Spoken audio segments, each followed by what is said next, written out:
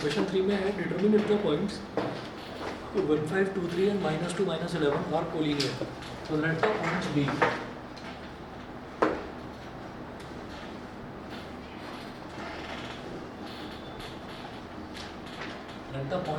A 1, 5, B 2, 3 and C -2, -11.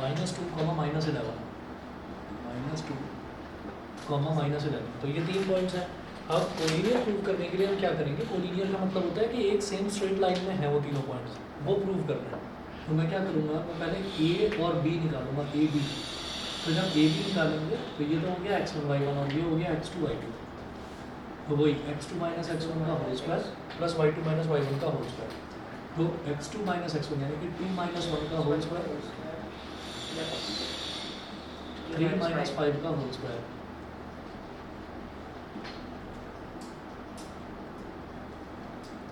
To minus one का मतलब हो गया 1, 1 का स्क्वायर इज 1, 3 - 5 का मतलब हो गया -2, -2 का स्क्वायर 4. तो ये हो गया √5. ठीक है, इतना ही करके छोड़ दो बस, √5 निकाल कर छोड़ दो बस. उसके बाद अगला है BC. तो B वाले पॉइंट को x1 y1 मान लो, इसको x2 y2 मान लो. तो x2 - x1 का होल स्क्वायर -2 का होल स्क्वायर और y2 - y1 का होल स्क्वायर. तो -11 - 3 का होल स्क्वायर, -11 - 3 का होल स्क्वायर. तो -2 कितना हो गया? -4 4 का होल स्क्वायर है 16 प्लस -11 - 3 कितना हो गया? -14. √196 हो गया भाई. -14 है, मालूम है ना, 14 का स्क्वायर 196, तो -14 का स्क्वायर भी 196. 196 प्लस 16 कितना हो जाएगा? 212. 212 हो गया. अच्छा, अब निकाल लीजिए AC.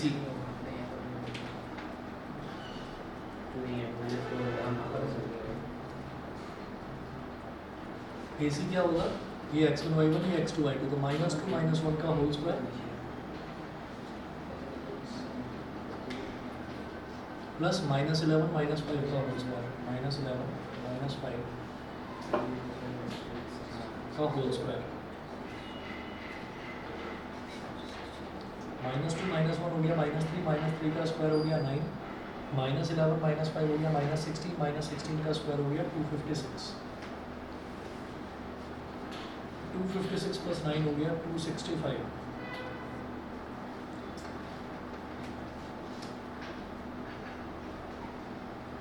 अब देखिए, अगर मैं √5 करूँगा तो √5 का मतलब होगा लगभग 2 पॉइंट समथिंग. ठीक है, तो अप्रॉक्सीमेटली वैसे मुझे दिखाई दे गया कि कोई भी दो साइड्स का सम तीसरी साइड के इक्वल नहीं है, तो इसका मतलब कोलिनियर नहीं है ये पॉइंट्स. और इन्होंने प्रूव करने के लिए नहीं बोला था, इन्होंने डिटरमिन करने के लिए बोला था कि determine if the points are collinear. मतलब बताना है कि पॉइंट्स कोलिनियर हैं या नहीं है. ठीक है, ये बताना है. अगर वो बोलते कि प्रूव करना है कोलिनियर है, तो फिर वो कोलिनियर ही होते, फिर वो कोलिनियर होते. फिर अगर ऐसा आता तो समझ लीजिए हमने कुछ गलती करी होती. तो यहाँ पर आप देखिएगा कि AB √5 है, तो √5 को मैं अप्रॉक्सीमेटली ऐसे ही लिख लेता हूँ कि 2.2 हो गई इसकी वैल्यू. ऐसे 2.2. इसके आसपास का कोई परफेक्ट स्क्वायर ढूंढो 2.2 के आसपास का. भाई 12 का होता है 144. अच्छा 17 का, अच्छा वो बहुत बड़ा हो गया. 16 का 256, 15 का 225, 15 का 14 में से कोई एक होगा. हाँ सुनो तो सही, सर 14 हो गया ना सर. 14 का 196 है और 15 का 225, तो उनके बीच का हो गया 14.5 बोल दो. ठीक है, ये मैं अंदाजे के लिए बोल रहा हूँ, इसको लिखने की ज़रूरत नहीं है. वहाँ पर हमें समझ में आ चुका है कि ये कोलिनियर नहीं है. फिर 265, तो मैं जानता हूँ 256 16 का होता है, उससे थोड़ा सा ही तो ज़्यादा है. तो 16.2 बोल दो. सर निकालना नहीं आ रहा तो रूट में ही छोड़ दो. रुको तो सही. AB plus BC is not equal to AC. बस इतना लिख देना. ठीक है, ये हमने अंदाजे के लिए, इसको भी आपको साइड में रफ में नहीं लिख लेना है, इसको भी रफ में और इसको भी. अगर मान लो एग्जैक्ट वैल्यू ना आए तो कोई प्रॉब्लम तो हाँ तो एग्जैक्ट तो आएगी नहीं। एग्जैक्ट नहीं आ रही है, एग्जैक्ट नहीं आ रही मतलब थोड़ा बहुत टेढ़ा मेढ़ा है पॉइंट कहीं, बिल्कुल एक स्ट्रेट लाइन में नहीं है। तो a b plus b c a c के इक्वल नहीं है, therefore the points are not collinear, therefore the points are not collinear. ठीक है, जरा देखना आंसर क्या है, यही है। ऐसा ही नहीं। ठीक है, चलिए जी 7.1 का मैंने क्वेश्चन नंबर 1 से लेकर 6 तक लिया था। और किसी क्वेश्चन में कोई डाउट हो तो बताओ। 6 में डाउट हो, 6 के 3 part. Name the type of quadrilateral formed. Quadrilateral, name the type of quadrilateral. तो क्वाड्रिलेटरल किस तरीके का बनेगा, या तो पैरेललोग्राम या रेक्टेंगल या रोम्बस या स्क्वायर। कर लिया था यस सर। तो ठीक है, फिर क्वेश्चन नंबर 7 देखा। अच्छा मैंने एग्जांपल सारे करा दिए थे, ये बताओ। सर कोलिनियर पॉइंट्स होएगा ना, तो एक लाइन में जो एक लाइन में होगा उनको कोलिनियर पॉइंट्स बोलते हैं। बताओ, एग्जांपल सारे करा दिए थे मैंने। यस सर, एक्सरसाइज से पहले बताओ। क्वेश्चन नंबर 5 एग्जांपल 5 करवाया था कि नहीं? 4 तक। 4 तक करवाए थे ना। एग्जांपल नंबर 5 देखिए।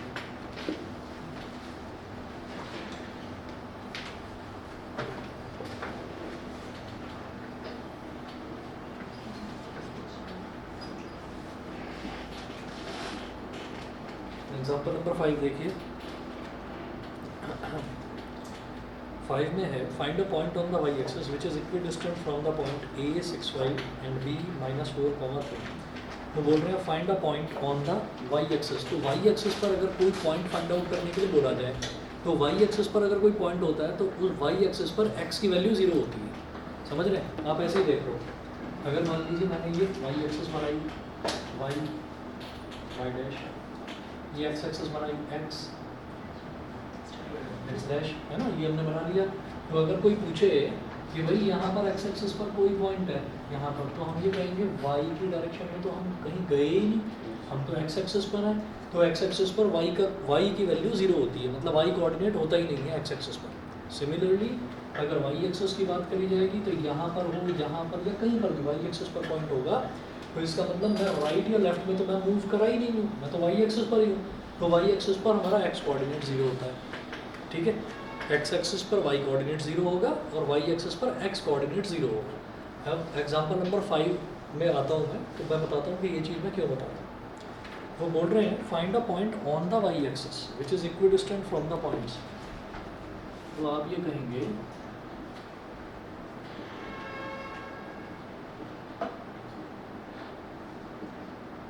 let the point on y-axis, let the point on y-axis be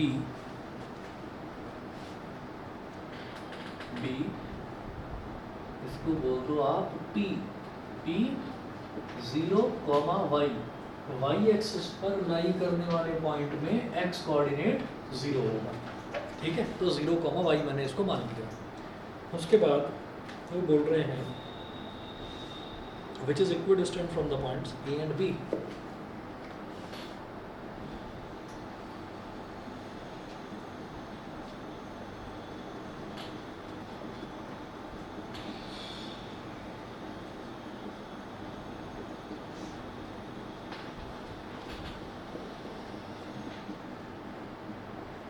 Which is equidistant from the points A and B. A क्या है 6,5, B है -4,3।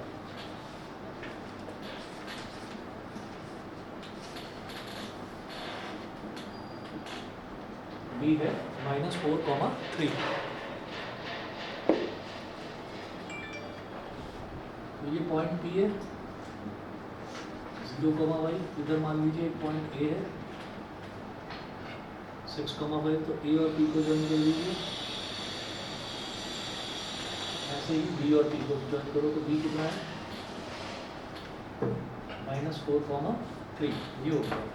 तो वो बोल रहे हैं कि जो पॉइंट पी है वो इक्विडिस्टेंट है, मतलब इक्वल डिस्टेंस पर है। इसका मतलब क्या है कि दे रखा है कि पी ए और पी बी ये दोनों इक्वल हैं।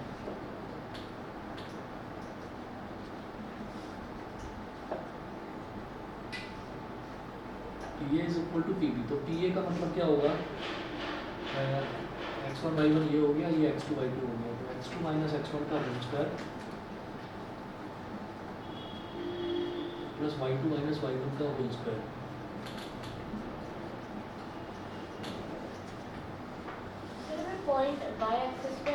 सर y का कोऑर्डिनेट 0 नहीं नहीं एक्स का 0 होगा, क्योंकि y पर अगर कोई पॉइंट लाई कर रहा है, अच्छा x की वैल्यू क्या होगी, x की वैल्यू तभी तो होगी जब पॉइंट या तो राइट में मूव करेगा तब तो पॉजिटिव वैल्यू होगी x की, अगर लेफ्ट में मूव करेगा तो नेगेटिव वैल्यू होगी, वो तो y एक्सिस पर है।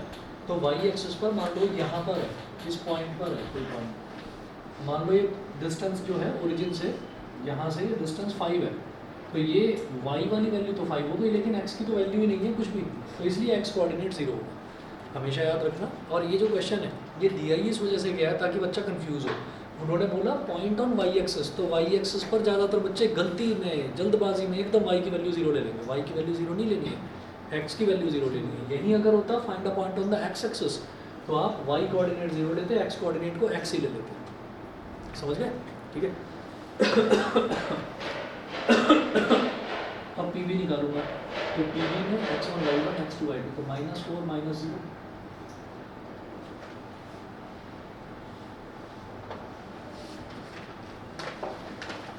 x2 minus x1 का होल स्क्वायर, तो -4 -0 का whole square plus 3 minus y का होल स्क्वायर, 3 minus y का होल स्क्वायर, ये हो गया। दोनों तरफ अंडर रूट है, स्क्वायर रूट है, तो दोनों तरफ स्क्वायर रूट हो गया।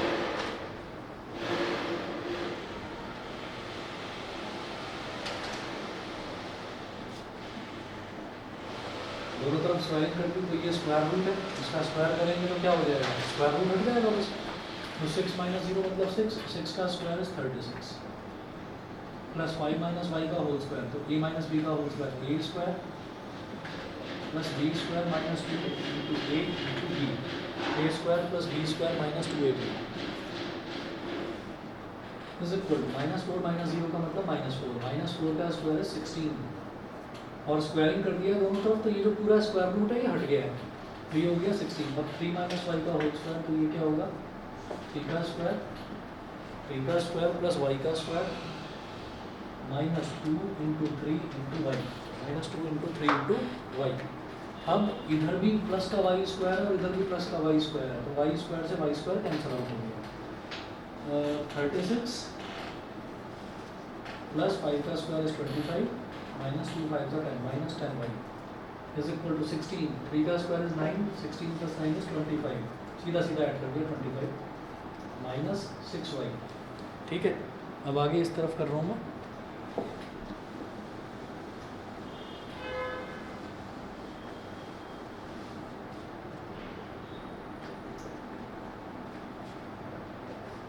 थर्टी सिक्स प्लस 25 कितना होगा 61 61।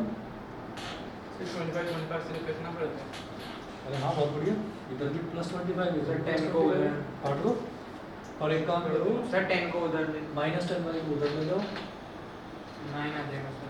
हाँ, तो 36 इज इक्वल टू 10y, तो 36 minus 4y होगा। 10y minus 6y।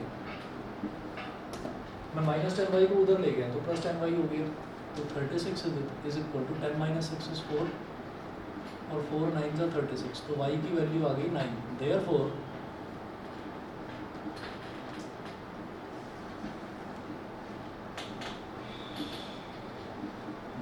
The required point is, जो पॉइंट उन्होंने पूछा था वो क्या है 0,9। यहाँ पर x की वैल्यू तो निकालने की जरूरत ही नहीं है, y की वैल्यू हमने निकाल दी, तो 0,y यानी कि 0,9 ये हो गया। अब देखिएगा क्वेश्चन नंबर 7 पर आ जाओ, एग्जांपल्स तो फिनिश हुए। एक्सरसाइज 7.1 का question number 7, find the point on the x axis which is equidistant from 2, -5 and -2,9। छोड़ दूँ इस क्वेश्चन को, वो बोल रहे हैं कि find a point on x axis. X axis का मतलब वाई कोऑर्डिनेट आप 0 ले लेंगे, तो जैसे यहाँ पर क्या करा था, एक्स कोऑर्डिनेट 0 लिया तो 0,y ले लिया, वहाँ पर क्या लोगे x को x, 0 y को 0 ले लिया, x, 0 and equidistant from 2 points, वो 2 पॉइंट्स दे रखे हैं। ठीक है, मैं छोड़ रहा हूँ, क्वेश्चन नंबर 7 अपने आप करना। फिर बोल रहा है find the value of y for which the distance between the points p and q is 10 units. तो p दे रखा है, p के कोऑर्डिनेट्स हैं 2, -3 और q के कोऑर्डिनेट्स हैं 10, y। 2 पॉइंट्स दे रखे हैं हमको, तो वो बोल रहे हैं उन दोनों के बीच का जो डिस्टेंस है वो कितना दे रखा है, 10 दे रखा है। तो आप PQ निकालो डिस्टेंस फार्मूला से, इज इक्वल टू 10 रख दो, एक अननोन वेरिएबल होगा उसमें y की वैल्यू निकाल देंगे। ठीक है, मैं छोड़ रहा हूँ ये वाला भी, ये बताओ करवाऊँ भाई हमको 2 पॉइंट्स दे रखे हैं। सर से 8 है ना क्वेश्चन पे। क्वेश्चन नंबर 8 की बात कर रहा हूँ मैं, है ना। तो क्वेश्चन नंबर 8 भी हो जाएगा, बड़ी आसानी से हो जाएगा। ना हो तो मेरे से पूछ लेना अगली बार।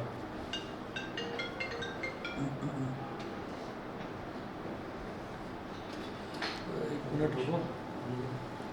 हेलो हेलो, हाँ जी नमस्कार जी। मैम अभी पढ़ा रहा था, मैं फ्री होकर करूँ फ़ोन, है ना। मैं तो 6:30 पर करता हूँ आपको कॉल, या फिर मैं 9 बजे करूँगा, ठीक है ना। ओके।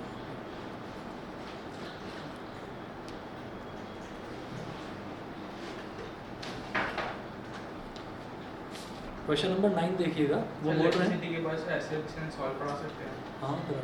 तो मैं वो टीचर पढ़ा था ऐसे। अरे आप में से किसी को अगर अर्जेंटली, वैसे तो मैं सारा सिलेबस करवाऊंगा यहाँ पर भी बैच में, अगर आप में से किसी को urgently metal and non metal करना है ना, तो मुझे बता देना, मैं 8 से 9 बजे वाले का लिंक भेज दिया करूँगा। अगर आ सकते हैं तो आ जाना। सर मैं आ गया। अगर किसी को अर्जेंटली करना है ना मेटल नॉन मेटल, तो मैंने अभी मेटल और नॉन मेटल की सिर्फ फिजिकल प्रॉपर्टीज़ करवाई हैं। वो वही है जो 9th में भी कर रखी थी, बेहद आसान है। कि metals are malleable and ductile, non metals are brittle, metals are lustrous, metals are strong.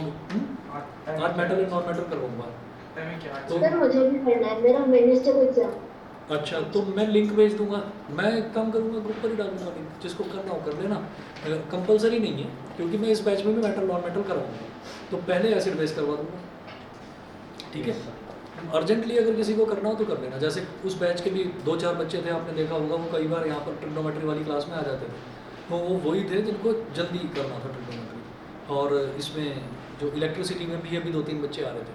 तो इसी तरह से अगर मेटल नॉन मेटल अर्जेंटली करना हो तो कर लेना, नहीं तो आप ये समझ लीजिए कि इस मंथ ही आपका एसिड बेस खत्म हो जाएगा, और मतलब फर्स्ट वीक या ज़्यादा से ज़्यादा 10 या 12 दिन में अक्टूबर की शुरुआत में मेटल नॉन मेटल भी फिनिश हो जाएगा, ठीक है। चलिए अब मैं देखता हूँ जरा इसमें question number 9। If Q01 is equidistant from P 5, -3 and R x, 6, find the values of x, also find the distances QR and PR।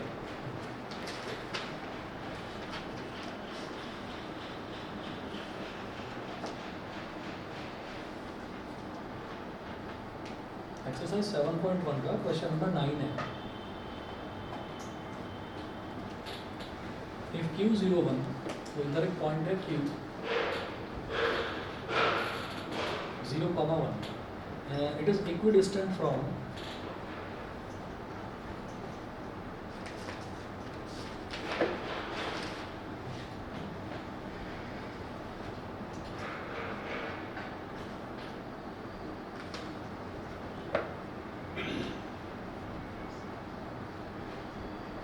तो Q P से और R से, इन दोनों से इक्विडिस्टेंट है। इक्विडिस्टेंट मतलब बराबर डिस्टेंस पर है।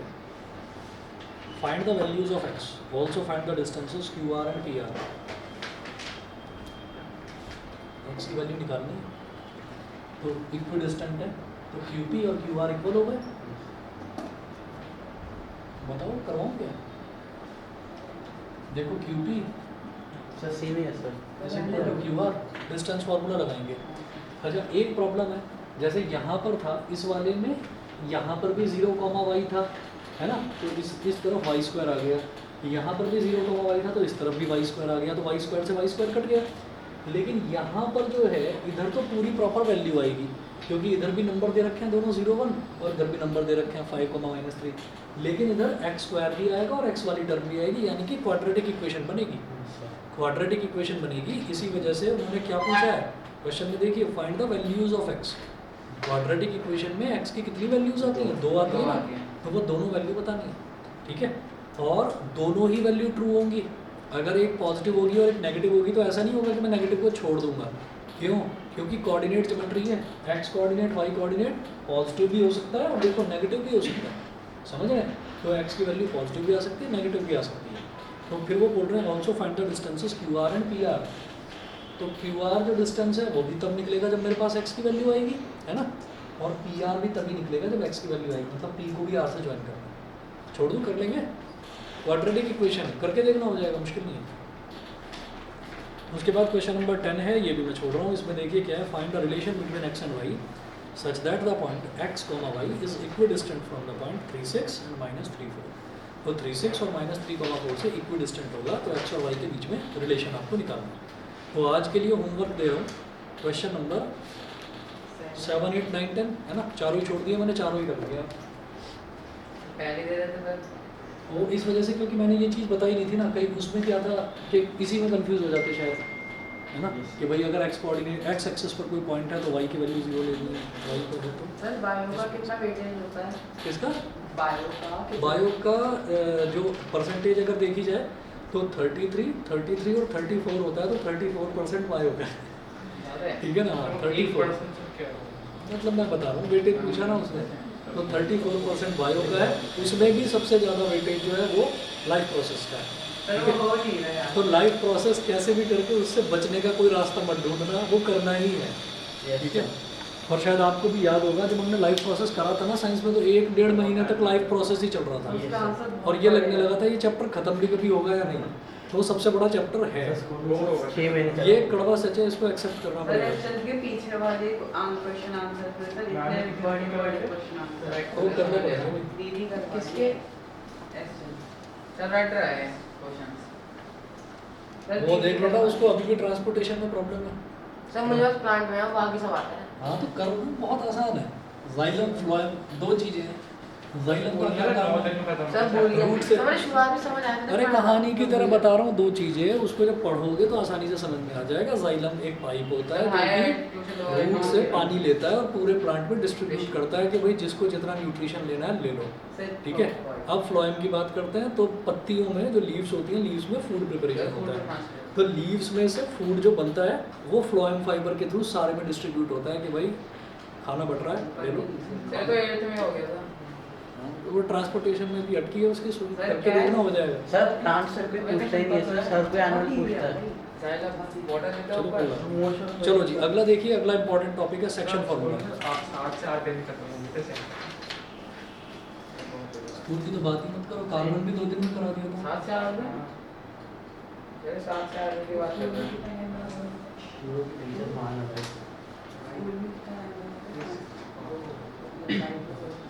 सर नहीं 7 से 8 दिन में सेक्शन फार्मूला, सर वो बीच में कावड़ी छुट्टी नहीं पड़ गई थी। अच्छा अच्छा, सर उसको गायब कर दिया चैप्टर। ये वो हमने करा दिया था। सर गायब कर दिया। सर करवाया नहीं, गायब कर दिया उसने। पूरा डाटा चलिए ठीक है, 1 मिनट वेट करिए, मैं 1 मिनट में आ रहा हूँ। वही तो था, सारा दिन हुए थे काम। सर लाइट चैप्टर गायब कर दिया, बायो का लाइफ प्रोसेस गायब। अरे सर एक तरफ से लाइट से गायब किया था सर, एक तरफ लाइट गायब किया, दो चैप्टर गायब करते गायब। यस सर, हमारा भी यही हुआ। सर 8 दिन में 2 चैप्टर गायब, कोई बड़ा बड़ा सर, ये नहीं छोटे वाला। सर बोल रहे हैं सर उसका और के पास बोलेगा मैं तो अभी ट्रांसफर नहीं कर पाने वाली थी, एग्जिट कहाँ से हो गया? तुम्हारी एक ही टीचर है साइंस के लिए। अभी डिस्ट्रीब्यूट है, गर्मी की छुट्टी है। टूटी है गर्मियों की छुट्टी है डिस्ट्रीब्यूट। जब हमने कहा कि एक पिछले एक दिन में सिलेबस कर ये ना कर पाएगा, ये किस तरह पाएगा? सही में वो फिजिक्स केमिस्ट्री बायो मैथ्स चालू चल रहा है। मैथ्स भी पढ़ा के केमिस्ट्री मैथ्स पढ़ा इसी के। उम्र पढ़ा नहीं समझ ले अरे क्या बोल रहे थे? पता है मेरे बायो में हाथ इतना अच्छा नहीं है। राजन भी से बता रहे ये बोल रहे थे, हमने बोला भाई हम इस बेटर तुमसे बायो में हाथ अच्छा नहीं है तो अच्छा नहीं है। भाई यार चैप्टर निकाले। सीधा बोला नहीं तो उसने बताया हाथ भी थोड़े मुझे बात थोड़ी समझ में नहीं बायो में अच्छी है। बोल रहा था देखो आप इस वाला डिस्कस करते अरे हैं। 10.1 पढ़ाएगा, 10.2 कोशिश करी सेक्शन प्रॉब्लम डाउन कब से पूछ ले या कुछ भाई अल्लाह मुझे लगने लगते ये थे वाला क्या है? ये चांटा बनते थे बड़े तेरे को पढ़ने चाहिए। इसको होते रहता है। अरे लॉजिक मार लॉजिक इनटू थाउजेंड भाषा नहीं तो चाहिए था। भाई साहब लॉजिक में थाउजेंड एरिक तुम्हारी आई थी माइनस 1000 वहाँ पे प्रतीक तो बोलिए सर देखो चार्ट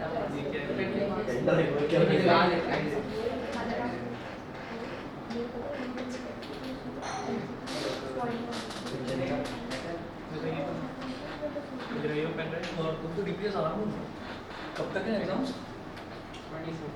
26 तक है। मैथ्स का 27 का 24 27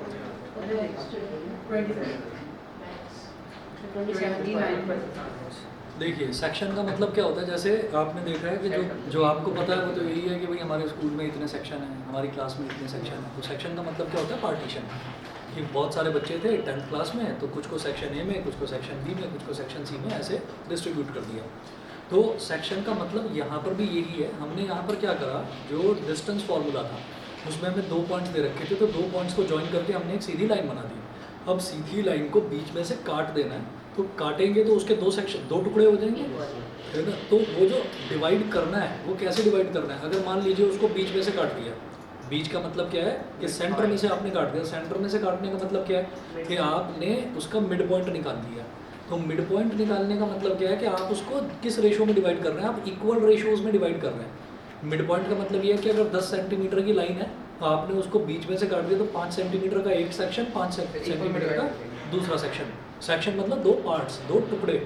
अब इसी तरीके से हम अलग अलग रेशियोज में उसको डिवाइड कर सकते हैं। हो सकता है एक बड़ी लाइन हो, उसका एक छोटा सा पीस ले लें हम, और एक बहुत बड़ा पीस ले लें। तो इसका मतलब क्या है कि आपने उसको अलग रेशो में डिवाइड करा है। तो यहाँ पर रेशो को हम लेंगे M1 डिवाइड कर दे तो करा जा सकता है, करा जा सकता है 2, 3 पॉइंट्स, 4 पॉइंट्स, 10 पॉइंट्स करा जा सकता है। अपने सिलेबस में हालांकि 3 सेक्शन, ट्राई सेक्शन तक के क्वेश्चन आते हैं। सर एरिया ऑफ ट्रायंगल हटा हुआ है। वो आ गया। सर ये भी था। तो 7.3 में हो रही। बस आपको 2 ही एक्सरसाइज करना है और कुछ नहीं करना। देखिए जरा, देखिए ध्यान से समझ लोगे तो ये अभी फिनिश हो जाएगा, इसमें कुछ है नहीं। ट्रायंगल सेक्शन 6.3 फार्मूला तक करनी और है। दूसरा सुनो। हाँ ट्रायंगल 6.3 तक करनी है ना। हाँ 6.3। सर हमारे सर कह रहे हैं चाहे पाइथागोरस को प्रूफ ना आ रहा हो उससे क्वेश्चन आएगा। अरे नहीं भाई, पाइथागोरस स्पेशली मेंशन कर रखा है ही नहीं वो। सर वो बहुत अजीब है, वो डाल देंगे कुछ भी। अच्छा रुको तो स्कूल सही। वाले खुद एक कहते हैं मैं- कि बेटा हम एक क्या पढ़ा मिनट, अरे 1 मिनट भाई, ये सेक्शन फार्मूला मैं कराने के इरादे से पढ़ा रहा हूँ, तो जरा रुक जाओ 10-15 मिनट, उसके बाद में सुनेंगे आपकी बात। देखिए हमने ये कहा कि एक पॉइंट है ए और एक पॉइंट है बी। ए के कोऑर्डिनेट्स हो गए x1, y1 और बी के कोऑर्डिनेट्स हो गए x2, y2।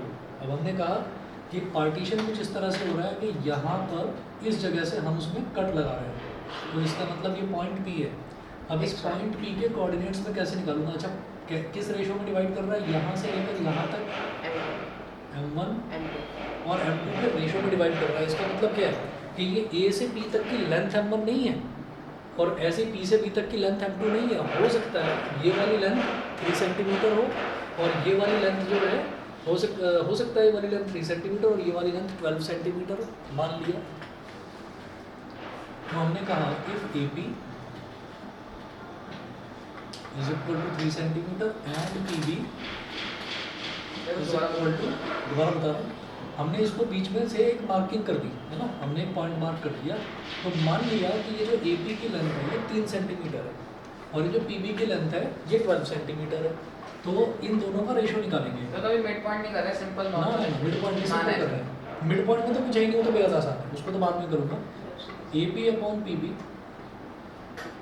AP upon PB is equal to, ratio इनका निकालेंगे ना तो 3/12, 3 1 3, 3 4 12। तो ये जो 1/4 आया है ना रेशो, इसी को मैं क्या बोल दूंगा, M1 upon M2 is equal to 1/4। तो M1 M2 मतलब ये आपको 3 सेंटीमीटर और 12 सेंटीमीटर के 2 टुकड़ों में डिवाइड करा गया है। तो वो 3 और 12 लेने की ज़रूरत नहीं है, सिर्फ उसका रेशो लेंगे 1/4। और हमें ये कैलकुलेट भी नहीं करना होता, हमें तो क्वेश्चन में दे रखा होता है, रेशो ही दे रखा होता है। तो मैंने आपको रेशो समझाया। रेशो क्या है कि इतनी ये वाली जो लेंथ है और जो ये वाली लेंथ है, अगर इन लेंथ का रेशो निकालने तो that ratio is called M1 upon M2। ठीक है। अच्छा, जो पहला पॉइंट है that is called x1 y1, जो दूसरा पॉइंट है that is called x2 y2। तो मेरे पास क्या क्या है, x1 y1, x2 y2 और M1 M2, ये चीज़ है। तो हम ये कहेंगे कि ये जो बीच का पॉइंट है ना, इसका अगर मेरे को कोऑर्डिनेट्स निकालने हैं तो कैसे निकालेंगे?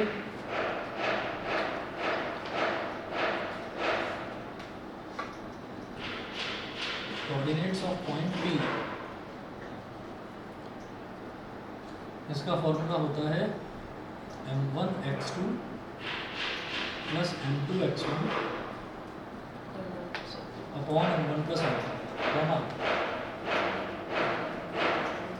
M1 y2 plus M2 y1 upon m1 plus m2, ठीक है, ये हो गया।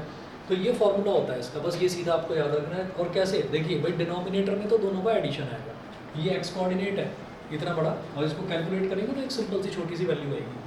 ऐसे ही डिनोमिनेटर दोनों के m1 plus m2 m1 plus m2, और न्यूमरेटर में क्या आएगा m1 x2 m2 x1, दोनों को ऐड करो। ऐसे ही m1 y2 m2 y1, m1 को x2 में मतलब 1 वाले को 2 से मल्टीप्लाई करना है तो फिर 2 वाले को 1 से, ऐसे यहाँ पर भी 1 वाले को 2 से तो 2 वाले को 1 से, तो m1 x2 plus m2 x1 m1 y2 plus m2 y1, upon में दोनों में m1 प्लस m2 ही आएगा, ठीक है। अब इसी तरीके से अगर मान लीजिए, अच्छा ये कहलाता है इंटरनल डिवीज़न। अगर कोई स्कूल में गलती से भी एक्सटर्नल डिवीज़न करा दे तो कह देना कि सिलेबस से कट चुका है, नहीं करना, एक्सटर्नल डिवीज़न नहीं करना। अब वो क्या है उसकी डीप में भी नहीं जा रहा मैं, एक्सटर्नल डिवीज़न क्या होता है वो मैं बता भी नहीं रहा। हाँ समझा नहीं मैं? अरे नहीं मुश्किल नहीं है, बस उसका डायग्राम समझने में थोड़ा सा दिमाग लगाना पड़ेगा, मुश्किल बिल्कुल नहीं है। अच्छा तो एक्सटर्नल डिवीज़न सिलेबस में नहीं है। इस वाले सेक्शन फार्मूला के अलावा अगला फार्मूला है मिड पॉइंट फार्मूला, वो भी बेहद आसान है। उसमें क्या करना है, उसमें हमें रेशो की ज़रूरत ही नहीं है। सर मैं तिमची ले गया था, सब कुछ गिना होगा, और फार्मूला के सॉल्व करना बस फार्मूले में वैल्यू डालनी है और आंसर निकालना है, फिर इजी हो जाएगा। कोई बात x दिया होगा x1 कोऑर्डिनेट ज्योमेट्री आसान है चैप्टर, कोई ज़्यादा ऐसा मुश्किल नहीं है। m1 m2 तो थोड़ा डिस्टेंस निकाल के सर फिर हाफ निकाल देंगे। उसको कैसे बताता हूँ, देखो अब अगर मान लीजिए मैं मिड पॉइंट फार्मूला की बात करता हूँ, यहाँ लिखिएगा मिड पॉइंट फार्मूला।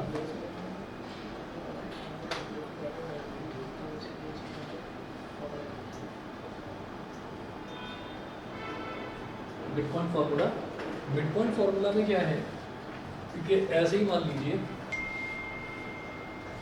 एक पॉइंट है ए जिसके कोऑर्डिनेट है x1 y1, एक पॉइंट है बी जिसके कोऑर्डिनेट्स हैं x2 y1, और ये बीच वाला पॉइंट है P। इसका मतलब क्या होगा कि भाई AP अपॉन PB, अगर मैं रेशो निकालूंगा तो ये जो AP वाली लेंथ है, मान लो ये भी K है तो PB वाली लेंथ भी K होगी। K मतलब कुछ भी 2 सेंटीमीटर 4 5 कुछ भी, तो AP की वैल्यू भी K और PB की वैल्यू भी K, तो K से K कट गया तो क्या आ गया 1/1 है ना। तो इसमें हमारा जो रेशो है वो आ गया m1 और m2, m1 की वैल्यू भी 1 और m2 की वैल्यू भी 1, तो रेशो 1/1:1 आ गया। अब 1:1 आ गया तो कोऑर्डिनेट्स ऑफ पॉइंट P इसी फॉर्मूला के हिसाब से लिखेंगे। सर इसमें भी हमको m1 अपॉन m2 लेना होगा, इसमें दे ही रखा होगा, इसमें m1 अपॉन m2 1:1 ही होगा क्योंकि मिड पॉइंट है हमेशा। अरे भाई मिड पॉइंट है तो मिड पॉइंट का मतलब क्या है कि यहाँ से यहाँ तक वाली लेंथ और यहाँ से यहाँ तक वाली लेंथ सेम होगी, समझ गए? तो 1/1 ही रहेगा हमेशा, उसमें देने की जरूरत ही नहीं है कि वो इसको देंगे, समझ रहे हैं? 10 सेंटीमीटर फोर्स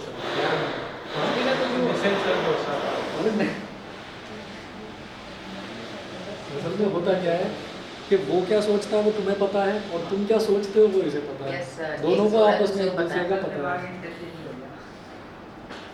बॉन्डिंग है और कोऑर्डिनेट्स ऑफ पॉइंट P। एक और लड़का है बड़ा खतरनाक है, वो दूसरे बैच में है ना, और उस लड़के का क्या है कि वो ऑनलाइन आएगा। अब जब ऑनलाइन आएगा तो ऑनलाइन उसके अलग अलग नाम होते हैं। एक दिन उसका नाम लिखा हुआ आता है दक्ष त्यागी द लेजेंड, एक दिन ऐसा नाम लिखा हुआ था, एक दिन अगले दिन लिखा हुआ था उड़ता परिंदा, अगले दिन ये नाम लिखा हुआ था इसका, ठीक है। तो वो अलग ही कहानी चलती है उसकी। तो तीसरे नाम से एक दिन और कुछ आया था मुझे ध्यान नहीं आ रहा। डॉट के नाम नहीं अरे वो सलमान खान की वो कंपनी है ना बीइंग ह्यूमन बीइंग, अगले दिन आ गया ह्यूमन बीइंग। मैंने कहा ये उड़ता परिंदा कौन है, कह रहे कि सर मैं हूँ, है ना। तो सारे बच्चे कहने लगे कि आज से इसका नाम परिंदा है ना, कि ये पंछी आसमान में उड़ता। तो उसने कहा नहीं मैं ह्यूमन बीइंग हूँ, तो अगले दिन उसका नाम आ गया ह्यूमन। वो अलग ही कहानी चलती है।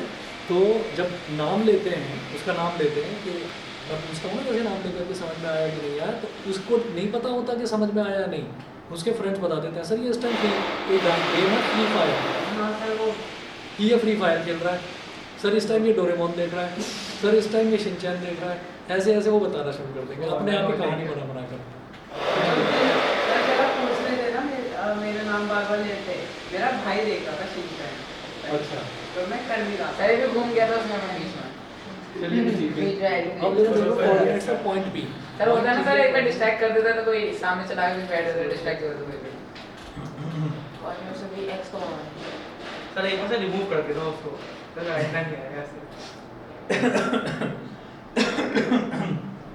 m1 x2 m2 x1, तो भाई m1 और m2 दोनों की वैल्यू 1 है। तो जरा देखो, अगर मैं 1 इंटू x2 कर दूँ, 1 into x2 plus 1 into x1 upon m1 plus m2, यानी कि 1 प्लस 1, ऐसे ही 1 into y2 plus 1 into y1 upon 1 plus 1, बस सेम है सर, बस m1 m2 की जगह 1 1 बस m1 m2 की जगह हमने 1 1 डाल दिया। तो फॉर्मूला कितना आसान बन गया, ये देखो 1 इंटू x2 का मतलब x2, 1 इंटू x1 का मतलब x1, तो x2 प्लस x1 यानी कि x1 प्लस x2, एक ही बात है, x1 plus x2 upon 2 comma y1 plus y2 upon 2। Sir हम इसको डायरेक्ट लिखेंगे। डायरेक्ट लिखोगे, ये तो मैंने तो एक स्टेप में आपको डिराइव करके बता दिया कि मिड पॉइंट फार्मूला कोई अलग आसमान से नहीं उतर कर आया है, वो भी यही है सेक्शन फार्मूला, बस उसमें m1 और m2 की वैल्यू 1 1 हो गई है, इतना है। अब जरा क्वेश्चंस देख लेते हैं। सर मैं तो ये फॉर्मूला सर एक बार लिखने दो सर। हाँ लिख लो ना। सर हाँ सर तो ये फॉर्मूला ही नहीं पढ़ा, मैं तो उससे ही करता हूँ ये भी। अरे यही कर लो, बहुत आसान है, x1 plus x2 by 2 comma y1 plus y2। मैंने फॉर्मूले आप टाइप कर रहा हूँ। सर ये बस तो सर ये मिड कौन से पॉइंट value पॉइंट put कर रहा से हूँ, करते हैं मुझे सर। हाँ सर सेक्शन की क्वेश्चन मिड पॉइंट से हो सकते हैं। नहीं नहीं, सेक्शन फार्मूला का नहीं मिड पॉइंट से नहीं वो हो अलग भाई, जाएगा, सेक्शन मिड पॉइंट का सेक्शन से हो जाएगा। मिड पॉइंट है। सेक्शन में अलग अलग वैल्यू होती है, मैंने अभी देखते हैं ना क्वेश्चंस देखकर आपको समझ में आ जाएगा और आप लोग कंफर्टेबल हो जाएंगे। इसमें 2-4 चैप्टर्स हैं, जैसे एप्लीकेशंस ऑफ ट्रिग्नोमेट्री, जैसे कोऑर्डिनेट ज्योमेट्री, और एक आता है आपका प्रोबेबिलिटी, है ना, एक स्टैटिस्टिक्स। ये 4 चैप्टर तो ये हुआ। ये जो 4 चैप्टर है, सबसे ज़्यादा स्कोरिंग चैप्टर्स हैं, छोटे छोटे चैप्टर्स हैं, इनके क्वेश्चन जल्दी जल्दी हो जाएंगे। तो अगर किसी भी बच्चे को, अभी हम सितंबर के मिड में हैं, तो अगर अभी भी किसी बच्चे को ये डर लग रहा हो ना कि 10th है और 10th का ये मैथ्स है, ये ड्रैगन की तरह मेरे को डरा रहा है, रात में सपनों में भी आता है, तो आप ये जो 4 चैप्टर्स हैं, ये 4 चैप्टर्स पहले अपने स्ट्रॉन्ग कर लेना।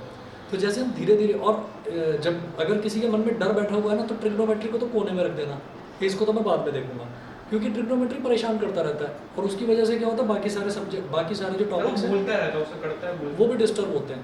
तो शुरुआत में जब आप अपने 5, 6 या 7 चैप्टर्स भी मजबूत कर लोगे ना, तो फिर आपको लगने लगेगा कि हाँ भाई अब बाकी के चैप्टर्स हैं वो मैं आसानी से कर सकता हूँ। जरा देखिए एग्जाम्पल नंबर 6, पेज 164।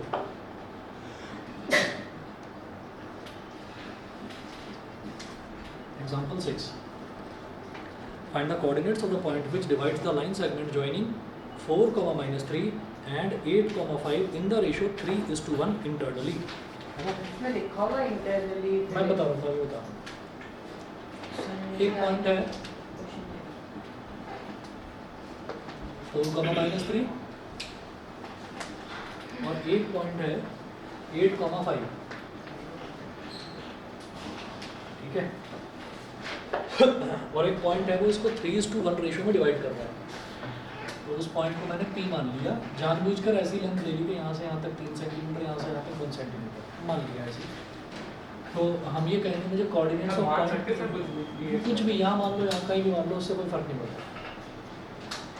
तो रेशियो दे रखा है m1:m2, ये दे रखा है 3:1।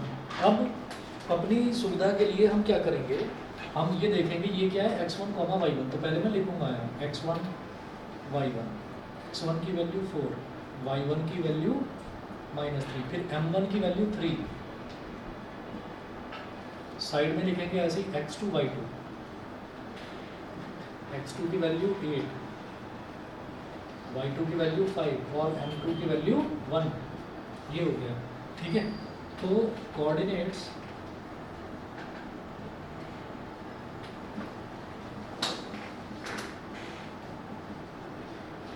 of point P is equal to m1 x2 plus m2 x1 upon m1 plus m2, m1 y2 plus m2 y1 upon m1 plus m2। हो सकता है आपके स्कूल में m1 m2 ना बोलकर m और n बोले, है ना, वो भी ठीक है।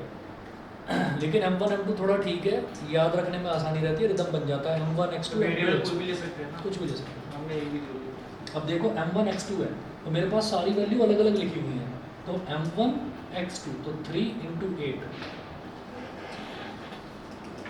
प्लस m2x1, तो m2x1 1 into 4 upon m1 plus m2 3 plus 1 comma m1y2 तो 3 into 5 plus m2y1 1 into -3 upon 3 plus 1 ये हो गया। उफ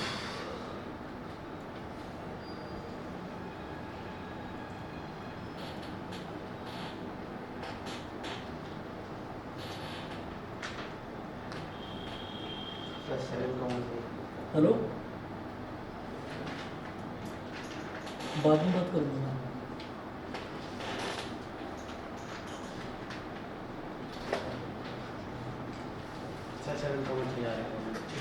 थ्री एट था 24 24 प्लस 4 कितना हो गया 28 28 अपॉन 4 हो गया। ऐसे ही 3 5 का 15 और 15 माइनस 3 कितना हो गया 12 अपॉन 4 तो 4 3 का 12 4 7 का 28 वैल्यू क्या आ गई 7,3 समझ गए। ठीक है, तो जो पॉइंट है जो बीच में, अच्छा वो जो उन्होंने लिखा हुआ है ना डिवाइड्स इट इंटरनली, इंटरनली का मतलब क्या है कि ए और बी के अंदर ही लाई करता है वो पॉइंट, एक्सटर्नली मतलब बाहर लाई नहीं करता। एक्सटर्नल डिवीजन है ही नहीं सिलेबस में, तो अगर कहीं किसी क्वेश्चन में एक्सटर्नली लिखा हुआ आ जाए छोड़ देना उसको, बोर्ड में आएगा ही एक्सटर्नल। तो जैसे आपने कहा से जो कुछ आउट ऑफ सिलेबस है उसको अटेम्प्ट जरूर करना, लेकिन आप अटेम्प्ट में लिखे क्या मतलब कुछ भी लिखते नहीं कुछ भी तो नहीं, कहानी तो लिख मत देना मैं वहाँ। वो लिख देंगे आउट ऑफ सिलेबस। अरे होगा नहीं सर वैसे, नहीं आया होगा कोऑर्डिनेट का क्वेश्चन लिखा है पॉलिनोमियल का। नहीं होगा नहीं वैसे, ऐसा होगा नहीं। बाय चांस तो कैसे चलिए जी अगला एग्जांपल देखिएगा। In what ratio does the point -4,6 divide case 2 वाले द सकते हैं से एग्जांपल एग्जांपल 7 इसको केस 2 वाले नहीं कर सकते एग्जांपल 7 को नहीं केसेस क्यों लेने हैं। केस 2 वाले नहीं ले सकते केस 2 वाले। अच्छा K:1 ओके ओके हाँ बिल्कुल कर सकते पर हैं। हमने वही बताया कि यस सर ये होता है केस 2 वाले के और वो साथ। सबसे आसान पड़ता है Yes, sir. K:1 वाला सबसे उसमें क्या आसान। इक्विवेलेंट निकाल लेते हैं इसमें। ठीक है, देखिए जो अगला क्वेश्चन है, अगले वाले क्वेश्चन में आपको रेशो निकालना है, तो रेशो को आप मान लेना K:1 K:1 ये मान लेना।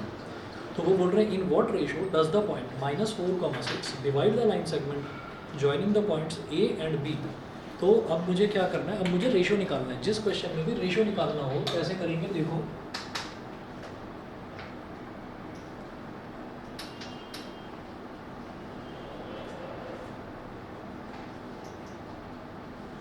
एक पॉइंट है A और एक पॉइंट है B। तो पॉइंट A है -6,10 और पॉइंट B दे रखा है 3,-8 3,-8 और बीच में एक पॉइंट दे रखा है -4,6। तो इधर ले लो पॉइंट B -4,6। तो लिखिएगा let the ratio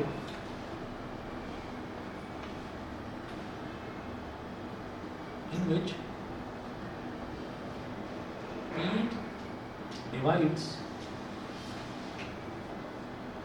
the join of points sir 2:7 A and B। B क्या मानो उसको M1:M2 को आप मान लो K:1। समझ रहे हैं, M1:M2 को आप K:1 मान लीजिए। तो इसका मतलब क्या है कि M1 की जगह आप लिखेंगे K और M2 की जगह आप लिखेंगे 1। ये हमने मान लिया, माना जा सकता है ऐसे, और ऐसे मानने से आसानी से हो जाता है क्वेश्चन। अभी देखिए कैसे होगा ये वाला क्वेश्चन। एक देखो चीज पूछो सर इसमें हमें K और Y दोनों से निकालना ही पड़ेगा, अगर कि X से भी दोनों की वैल्यू आ ना रही ना है ना एक से निकालो ना बस, चाहे तो X वाले से चाहे Y वाले से। तो दोनों से करते हैं ना। अरे नहीं भाई एक से करो, हो जाएगा आपका आंसर सेम सर आएगा। हो गया है। हाँ एक कोई एक ले लो, मैं बताता हूँ अभी वो क्या पूछ रहा है। अब ये सर करेंगे इसको वैसे कर सकते हैं जो फॉर्मूला डेरिवेशन के टाइम आया था कि that m1/m2 is equal to x - x1/x2 - x। बेटा बहुत लंबा पड़ जाएगा, उससे रहने दो। ये बहुत आसान शॉर्टकट तरीका है वो क्या है ना, वो रहने दो। ये बहुत आसान तरीका है, इससे करो सीधा सीधा। आप लिखें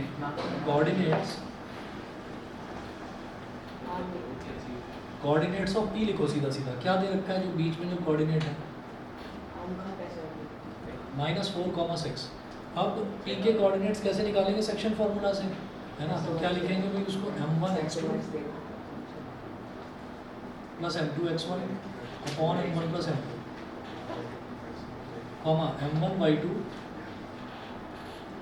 plus m2y1 upon m1 plus m2, ठीक है, इज इक्वल टू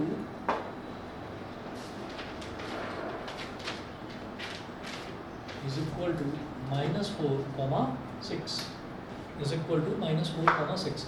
अब आप ये देखिए m1 की वैल्यू है k और m2 की वैल्यू है 1, तो m1 की जगह डालो k और x2 क्या है भाई, ये x1 y1 है, ये x2 y2 है, तो x2 3 हो गया, तो k into 3 plus m2 x1, तो m2 की वैल्यू है 1 और इंटू x1 क्या है -6, 1 into -6 upon m1 plus m2 k plus 1 comma, समझ गए? अब कॉमा m1y2, तो m1 कितना है k और y2 कितना है -8, तो k into -8 plus m2 y1, तो m2 कितना है 1 और y1 कितना है 10 upon k plus 1 is equal to -4,6। अब इसमें आपको क्या करना है, चाहे तो x वाली वैल्यू, ये जो x वाला कोऑर्डिनेट है इसको -4 के बराबर रख दो, चाहे y वाले को 6 के बराबर रख दो, कोई भी एक ले लो, ठीक है, और रिजल्ट आपका आ जाएगा। k की वैल्यू निकालनी है, k की वैल्यू आ जाएगी। तो आप ये कहें, लिख दीजिए यहाँ पर equating the x coordinates on both sides. अच्छा मैं क्या कर रहा हूँ, मैं x कोऑर्डिनेट को इक्वेट कर रहा हूँ, आप y को करो। मैं लिख रहा हूँ यहाँ, करिए जरा solve, equating the x coordinates on both sides. आप इस लाइन की जगह लिखेंगे equating the y coordinates on both sides, और कर क्या रहा हूँ वो देखो। कॉमा का मतलब क्या हुआ, आपने कॉमा लगा अभी बता, बीच में जो कॉमा लगा रखा है वही तो, यस सर। पहला कॉमा जो लगा रखा है तो पहला वाला x कोऑर्डिनेट आएगा, दूसरा वाला आएगा y कोऑर्डिनेट। ये जो कॉमा है यही तो, यस सर। तो ये पहला वाला x कोऑर्डिनेट है और ये दूसरा वाला y कोऑर्डिनेट है, तो ये मैं इसको x वाले के बराबर रख रहा हूँ। आप क्या करोगे, आप इसको y वाले के बराबर 6 के बराबर रखोगे और k की वैल्यू निकालोगे। राइट वाला y कोऑर्डिनेट। हाँ, आप राइट वाले को 6 के बराबर रखोगे। बिल्कुल जरा 3k इंटू 3 इज 3k और 1 इंटू सर 2/7 आ रहा है y Yes, sir, कोऑर्डिनेट 2/7 आएगा। 2/7, बहुत बढ़िया। तो 3k minus 6 upon k plus 1 is equal to -4। तो मैंने क्या करा, मैंने ये x वाली जो वैल्यू है इसको -4 के बराबर रख दिया। आप y वाली वैल्यू को 6 के बराबर रख कर k की वैल्यू निकालो। दोनों हमारी, मेरी भी और आपकी भी वैल्यू सेम आएगी। तो 3k minus 6 is equal to -4 into k plus 1। 3k minus 6 is equal to -4k minus 4। -4k को इधर ले आओ तो 3k प्लस 4k, -6 को इधर ले जाओ तो 6 minus 4। 7k is equal to 2, k is equal to 2 upon 7। तो k को मैं क्या बोल सकता हूँ, k अपॉन 1। हमने k की वैल्यू निकाली ना, तो k को हम क्या बोल सकते हैं, k अपॉन 1। और जो ये k अपॉन 1 है इसी को तो मैंने माना था m1:m2। देयरफॉर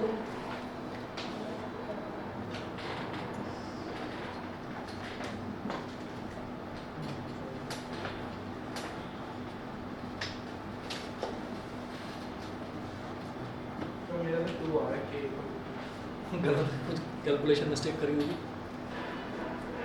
डिनोमिनेटर में k प्लस 1 लिया था, 8 7 के होना चाहिए। k इंटू -8 क्या हो जाएगा, -8k plus 10 upon k plus 1 is equal to 6। करा भाई बोलो ये कर। So sir, k is equals to 2/7 करके सर छोड़ देना ना बस सर। हाँ ठीक है, पीछे सब ऐसा कर लिया, पीछे करो भाई। हाँ बस, तो आज इतना ही कर लीजिए और बाकी इसके क्वेश्चन आप ट्राई करना। ट्राइसेक्शन वाले के आंसर मिल गए।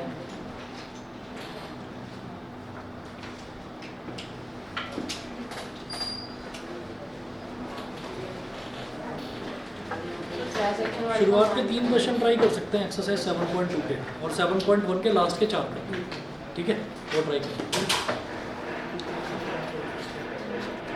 Thank you sir.